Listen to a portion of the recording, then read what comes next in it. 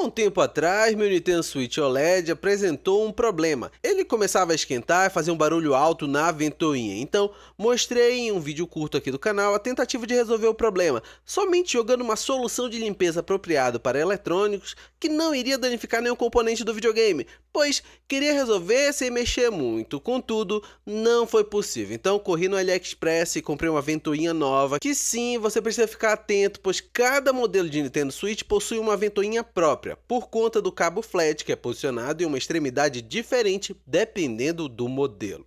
Uma vez comprado o item, tive que aguentar o barulho e depois o aquecimento por alguns dias. Na verdade, passou mais de um mês assim, por conta do tempo dos correios entregarem para a minha região. Mas depois de estar com a ventoinha nova em mãos, tratei também de comprar um álcool isopropílico e uma pasta térmica, pois sim, se vou trocar a ventoinha para resolver o barulho, por que não aproveitar e trocar a pasta térmica antiga por uma nova para ajudar a manter o Switch com menor gasto de energia? Aliás, eu já tinha as chaves apropriadas para abrir o Switch por aqui, que no caso são essas daqui, que também já tinha comprado no AliExpress um tempo atrás, e vou deixar na descrição do vídeo o link de tudo que comprei por aqui. Além de, claro, o link da página do iFix, um site dedicado à manutenção de muitos aparelhos, incluindo o Switch. Então, nesse caso, eu fui na página dedicada à troca da ventoinha do modelo OLED, mas se o seu modelo for outro, tem tanto pro V2 quanto pro Lite também. Uma vez com o iFixit ligado no monitor à minha frente, Switch na mesa e todos os itens que preciso próximo,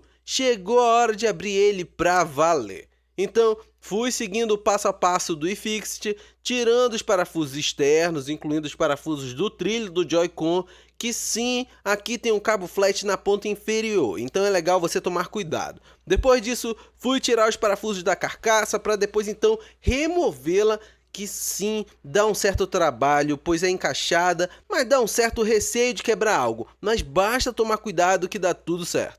Agora, com ele sem a carcaça externa, hora de tirar os cabos menores que possuem um adesivo por cima, mas basta pegar uma espátula e ir levantando item por item, tirando os conectores, colocando de lado e depois tirando cada um deles e reservando ao lado. Aliás, fica uma dica extra, essa não tem no iFixit. Se você reservar os parafusos por grupo, você consegue na hora de fechar, montar todos eles sem dificuldade, pois a cada etapa de desmontagem, os parafusos estão em quantidades diferentes. Por exemplo, na carcaça externa que eu tirei eram 3, nos trilhos foram 6, e assim por diante. Quando você colocar eles em grupo, na hora de fechar, vai perceber que cada etapa tem uma quantidade diferente da outra, não confundindo ou misturando os parafusos que deveriam ir para um lugar diferente. Dica dada, vamos voltar para a desmontagem.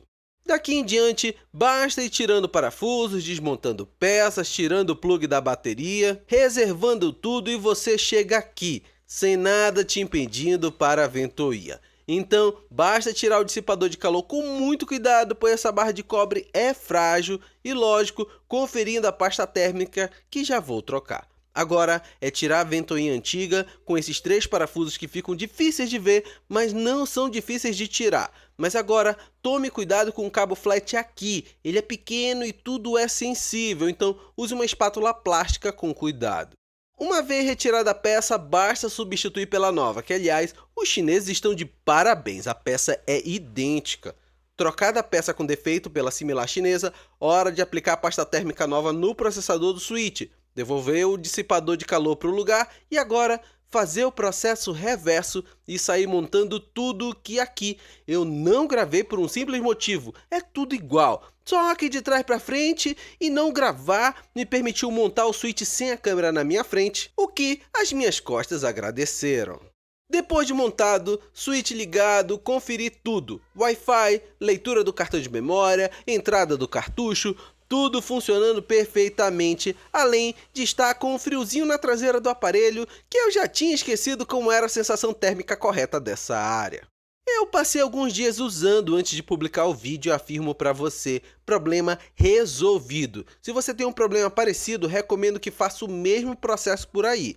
pois colocando na ponta do lápis eu gastei R$ 44,00 com a ventoinha nova, isso já contando com o frete. Eu gastei R$ 12,50 no álcool isopropílico, R$ 32,00 na pasta térmica e na época eu paguei uns R$ 45,00 no jogo de chaves, mas levando em conta que somente a ventoinha eu usei por completo, pois os demais itens ficam comigo para usos futuros, coloque uns R$ 50,00 de gasto total que tive aqui e garanti a solução do barulho e aquecimento, que juntando os dois, isso dá vida útil ao meu Nintendo Switch OLED, que ainda é ótimo para as minhas jogatinas e tenho muitos jogos nele para me divertir.